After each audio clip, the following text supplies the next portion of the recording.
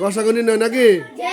আমরা আজকে 9 ও 11 9 ও এই দুটি সংখ্যার গসাগু নির্ণয় করবো নাকি? আজকে গসাগু তো অনেকভাবে নির্ণয় করা যায় নাকি? গসাগু কি ভাবে নির্ণয় করা যায় বলো তো?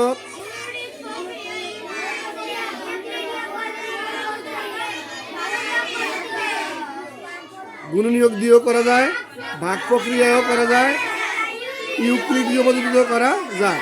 আমরা আজকে কি পদ্ধতিতে শিখবো জানো নি সবাই? গুণনীয়ক দিয়ে শিখবো। কি দিয়ে শিখবো? গুণনীয়ক দিয়ে শিখবো। কি দিয়ে শিখবো আজকে আমরা? তার মানে 9 সংখ্যাটিকে যে সংখ্যা দ্বারা আমরা নিঃশেষে ভাগ করতে পারবো, যে সংখ্যা দ্বারা আমরা নিঃশেষে ভাগ করতে, সেটা হচ্ছে গুণনীয়ক, 9 এর গুণনীয়ক। প্রথম আমরা লিখবো 9 এর গুণনীয়ক। কি লিখবো? আর গুণনীয়ক গুলো কি কি বলো তো? কারণ 9কে আমরা 1 দিয়ে, 3 দিয়ে এবং 9 দিয়ে নিঃশেষে ভাগ করতে পারি নাকি? আর 11 এর গুণনীয়ক গুলো কি কি বলো তো? 1 ও 11 নাকি? কারণ 1 দিয়ে 11কে মিলে 11 দিয়েও 11কে মিলে। আচ্ছা, এবার তোমরা বলতে পারবে নি 9 আর 11 এর গসাগু কত হলো?